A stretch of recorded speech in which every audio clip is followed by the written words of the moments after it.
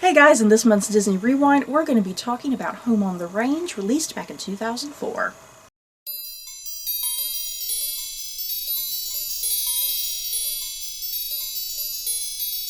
So, Home on the Range is about 3 cows who go on a bounty hunt to try and catch a notorious criminal so they can help pay off the farm's debts. Something like that. That's pretty simple plot summary from Home on the Range. Yeah, guys. So Stephanie, how'd you feel about Home on the Range? Well, we were dreading this film. Oh boy, yes. Because we never saw it in theater. We saw it one time because we were babysitting and the kiddos wanted to watch that. And I don't even really remember it that much. I only remember like bits and pieces. Like I don't remember seeing bits and pieces, but I don't even know what those bits and pieces were. Yeah. But so this was our like a first official time watching it in peace and quiet, without babysitting children. Perhaps that was our mistake, watching Home on the Range for the first time while trying to babysit some crazy children. It's not like you were watching Finding Nemo and you're like, oh yes. So yeah, but this was our official time watching, our almost kind of more of an official time watching Home on the Range. It was not as horrid as we were thinking it would be leading up to it. Yeah. It was decent. It still is not that entertaining of a movie. Yeah. It is a very simple movie, but even though it's a stupid movie about farm animals, they do try to put some deep, meaningful things in there. Yeah, they try. But it wasn't as horrid. Yeah. A lot of people like to joke about Home on the Range being like the worst Disney movie. I mean, something's got to be at the bottom of the list. Something's got to be at the bottom of the greats list that is Disney. But yeah, it wasn't like horrid. I think where the movie just falls flat, I suppose, is it is. It's a very simplistic story. Not a hell of a lot going on with it. Not very too much character depth. Kind of a boring villain too, because Disney just always produces some great villains, and the villain is just really blah. And like even the music, like oh god, the music is just, I don't like the music. They should have brought Phil Collins back for... Yeah, Phil Collins, everything. Phil Collins makes everything better. Yeah, what did he do? He did Tarzan and what was the other movie? Brother Bear, yeah, Brother Bear was much better than Home on the Range. Maybe it's because of Phil Collins, I don't know. I didn't feel like I attached to any of the characters a lot. I like to think, how did they get Judi Dench? But I also like to think, how did they get Judi Dench to be getting cats looking like that? Yeah. Sometimes, Judi Dench is such an amazing actress, and sometimes she'll make these weird choices, and it's like, why would she sign up for something that? I think they sell her into doing something, like they make her think it's one thing, and then it's like, it's not. Yeah, because she's in Cats. Like they overdo it. It's like, how the hell did they get Judi Dench? Well, see, she was probably think, wow, Cats. That's a really great play. And then this is what they did to her. Yeah, it's the same with Disney with Home on the Range. It's like, how the hell did Disney talk Judi Dench? But then I was just laughing the whole time with her voice, because I was just thinking about the Epcot ball. The ride. Because she does the voice, the narrative voice for the Epcot ride. Because her voice was very just calm in Home on the Range, Yeah. There wasn't like no overdoing anything, so like her voice just really sounded like that. So I was laughing the whole time thinking that. Yeah, it's like her voice was good for that character, that particular character, the way the character was. I think my favorite character was probably Buck. Because he was funny throughout the whole thing, and I liked his mission. This whole time he wanted to be the steed for the bounty hunter. This great bounty hunter named Rico. There was the story. There was the interesting story right there. It was Buck's journey. Yeah, Buck. Yeah, I think he had a better character arc, considering he's a minor character.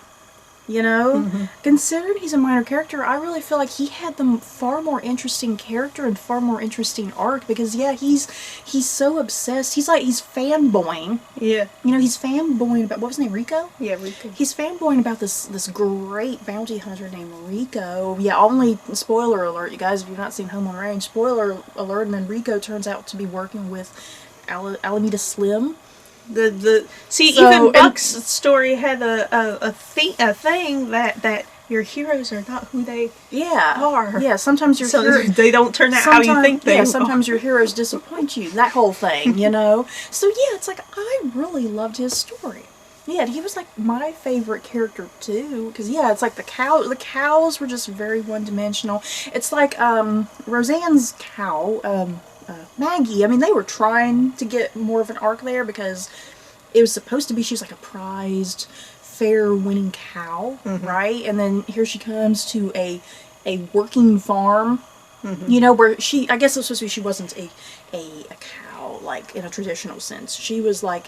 She was treated different. Yeah, she was a glitz and glamour cow for show purposes and award purposes, and here she comes where everybody's working hard, you know, and she's kind of the odd woman out, or odd cow out, or whatever. Odd heifer out. Odd heifer out. Lord, the way they were using heifer in this movie, yeah, guys, the way Buck would be like, heifer, don't you stay over there, heifer. Yeah, the way they were using heifer, in any other context, it would probably sound sexist, or, you know, full of misogyny and whatnot. But yeah, because they really were cows. Yeah, except they're calling them heifers was fine in the context. But yeah, it's like, oh my goodness, these are human ladies. But yeah, I feel like maybe with Maggie, they were just trying to put in too much humor with her cow, which doesn't make sense because she's a show cow. And you would think a show cow would have been more like Judi Dench's voice. Yeah, there was just proper, you know, where she would, her attitude seemed more like a farm cow. Yeah. Or, you know, just a crazy dairy cow. I feel like the role there should have been a role reversal there, that Judi Dench should have probably been playing the more snobbish cow, you know, with the British accent that, you know, sometimes comes off as snobbish, you know. And then, Roseanne should have been playing like the working cow, I feel like, you know. I feel like that should have been reversed right there. And then Jennifer Tilly, right? Jennifer Tilly was playing the other cow, Grace, and Grace was like supposed to be what, like the stupid one, or the dim one, kind of like the ditzy dumb blonde, because they even had her like a lighter color, like she was a ditzy and she blonde. Was very like she was like one of those like more thinner cow, you know, like they had their whole shape different. But yeah, I mean, But she was kind of useless at times because it was just like the whole thing was focused on the Maggie and Mrs. Calloway. Yeah. And then because of them being total opposites and clashing, and and then she was just kind of in the middle. Grace was kind of in the middle of all that, kind of trying to be the balance. And Alameda Slim, like I mentioned earlier, he just felt blah. I mean, he's no Gaston or Scar, Jafar. He ain't none of them Disney villains. It's like he was even trying to have like a great villain song, and it just totally failed. Totally failed. And that was just a weird part of the movie too. I mean, I understand what they were doing, kind of with the animation, that he was sitting there singing and trying to get all the cows on his side, like brainwashing them. And the color scheme changed and got brighter and more animated looking. It's like I understood what they were doing there, but it just kind of didn't really care. Didn't really appeal to me. So, Stephanie, if you had to rank, this is the important question of the video. If you had to rank Home on the Range on a scale of 1 to 10 Mickey ears, what would you give it? Just give it a 5. Stephanie, I like how we're on the same page. We're always on the same page. I would give it like a 5 as well. Because it wasn't god-awful that it needs to go below a 5. Yeah. You know? But, no, I will probably never just willingly. You know what? I feel terrible because I'm thinking back on rankings. And you remember what we gave Snow White and the Seven Dwarfs? Oh, shoot. What did we give? I think we gave Snow White and the Seven Dwarfs like a 1. Oops. And that means Home on the Range needs a now, one. Thinking back on Snow White and the Seven Dwarfs, I feel like I was being very harsh. Because, you know, Snow White, I understand Snow White was the very first Disney movie. It was what set the standard for Disney. And it changed film forever with that, you know, the first animated movie. But still, Snow White and the Seven Dwarfs, it's so boring. It's so boring, and Snow White is such a damsel in distress, and I hate it. And yeah, I remember clearly giving that a 1. And I just I'm sitting here now regretting that.